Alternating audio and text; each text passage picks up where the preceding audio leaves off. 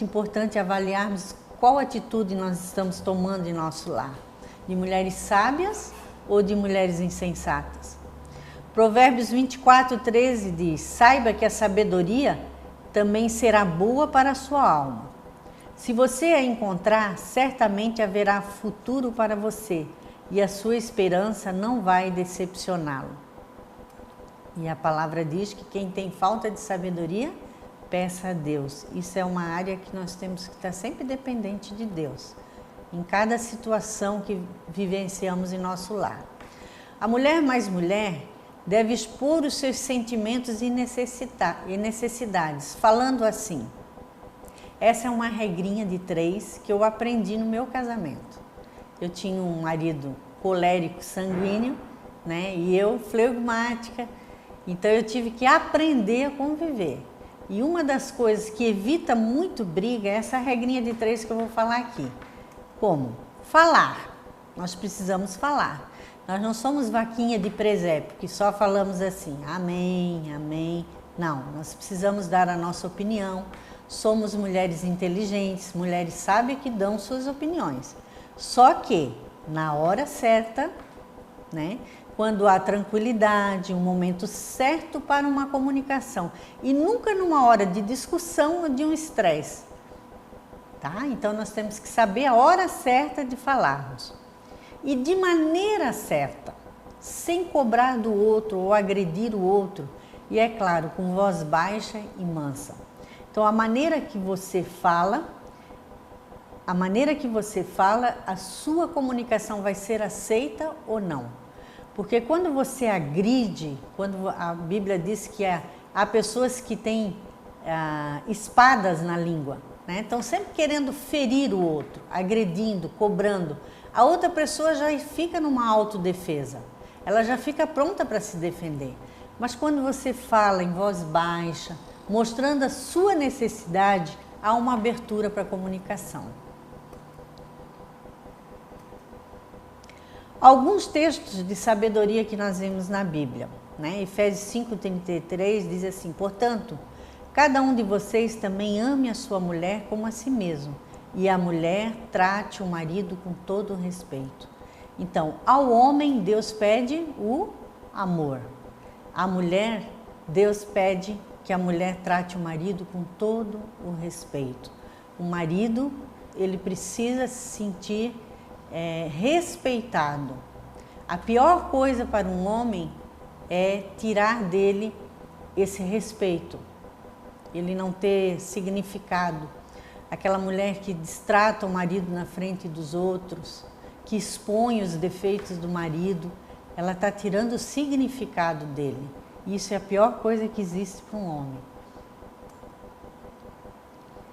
Provérbios 12:18. Há palavras que ferem como espada, mas a língua dos sábios traz cura. Então, nunca ter palavras agressivas na nossa boca, que ferem, que machuquem. Ou mesmo, às vezes, aquela mulher que gosta de ofender a mãe, a sogra, no caso, né, os familiares. Porque sempre nós vamos estar defendendo o nosso sangue. Então, por pior que sejam, né, nossos familiares, ninguém gosta que ofende um pai, uma mãe, um irmão. Então, nós precisamos ser sábios nisso. Tiago 3:8-10 diz assim: a língua, porém, ninguém consegue domar. É um mal incontrolável, cheio de veneno mortífero. Com a língua bendizemos o Senhor e Pai, e com ela amaldiçoamos os homens, feito à semelhança de Deus. Da mesma boca procedem bênção e maldição. Meus irmãos, não pode ser assim. Então nós temos que vigiar a nossa língua, que a Bíblia diz que ela não é nada boa, ao contrário, ela tem veneno mortífero. Muitas vezes nós bendizemos uma pessoa e ao mesmo tempo amaldiçoamos. E nós precisamos ser sábias e vigiar nessa área. Malaquias 4:5-6 diz assim: eis que eu vos enviarei o profeta Elias, antes que venha o terrível dia do Senhor. Ele converterá o coração dos pais aos filhos e o coração dos filhos aos pais, para que eu não venha e fira a terra com maldição. Então, esse versículo a gente bate muito nessa tecla. É importante que nós, pais, nos acheguemos aos nossos filhos. Veja bem, primeiro diz que o pai aos filhos e depois os filhos aos pais. Isso significa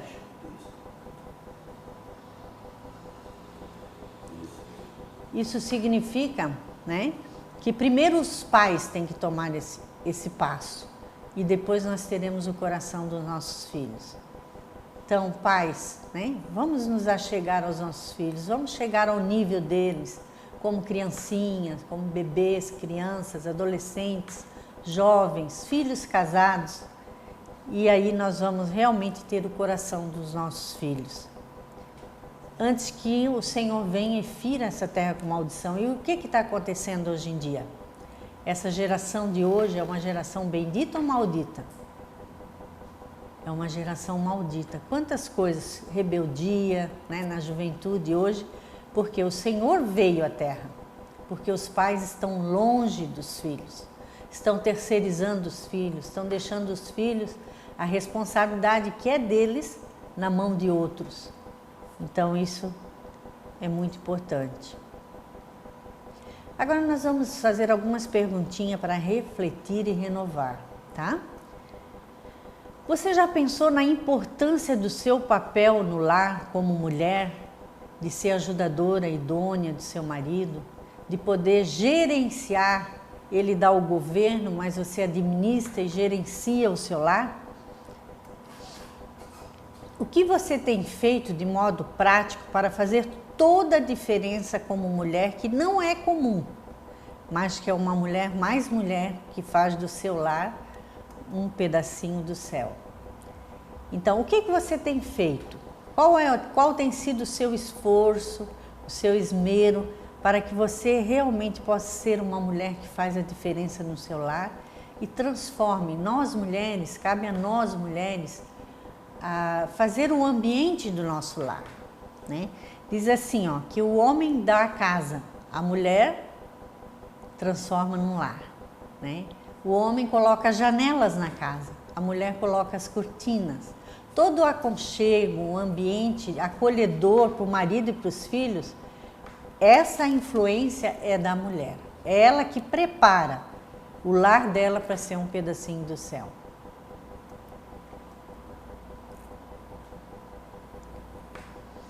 Agora nós vamos ver também uma parte muito importante sobre as necessidades básicas de uma criança. Nós sabemos que nós somos resultado da nossa criação, daquilo que nós vivemos com nossos pais. E isso começa desde a vida intrauterina até a nossa vida adulta, o tempo que nós convivemos com nossos pais. E quando essas necessidades são supridas na infância, automaticamente nós vamos ter uma adolescência mais branda, porque nós sabemos que um dos períodos mais difíceis do ser humano é a adolescência, né? É aquela falta de identidade, é aquele período de transição de criança para jovem. Então, quando essas necessidades são supridas na infância, nós vamos ter um adolescente bem mais brando, um jovem mais maduro e um futuro cônjuge mais ajustado. Agora, quando a criança não teve nada dessas necessidades na sua infância suprida, ela vai ter dificuldade na adolescência, na juventude e no próprio casamento, na vida adulta e no próprio casamento. Já vou mostrar aqui, vamos ver essas necessidades. Primeiro, amor, né? A criança necessita de amor e nós vimos que o sinal de amor também é disciplina, né?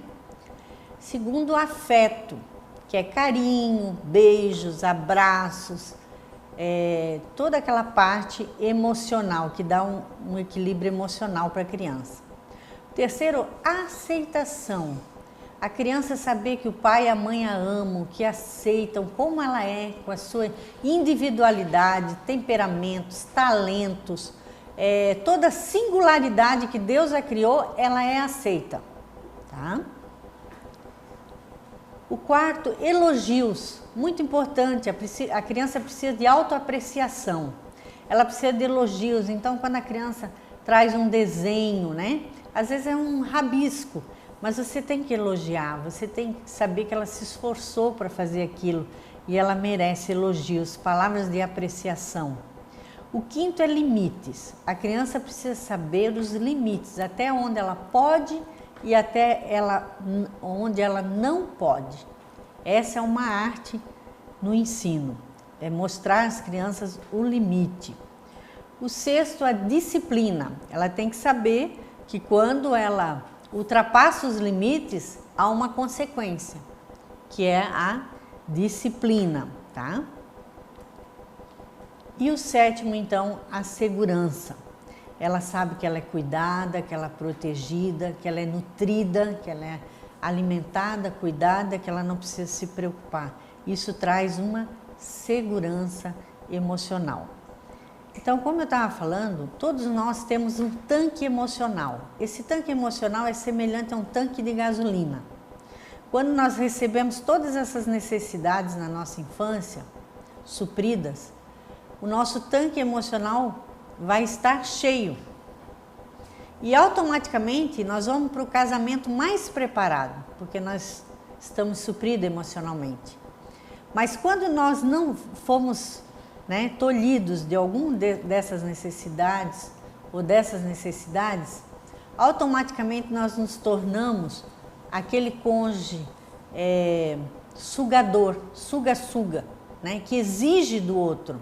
Tudo aquilo que ela não recebeu na infância, ela vai querer que o cônjuge a supra. E isso a torna, às vezes, uma pessoa possessiva, traz problemas para o casamento. Então, é muito importante, desde pequenininha, nós darmos esse carinho, o afeto, a aceitação pelos nossos filhos, elogios, limites, disciplina, segurança. Nesse terceiro ponto, eu gostaria de ressaltar, nunca comparar um filho com o outro. Nós podemos ter muitos filhos, cada um vai ser diferente. Há uma singularidade por Deus mesmo, dada a cada filho, e nós precisamos aceitar e valorizar.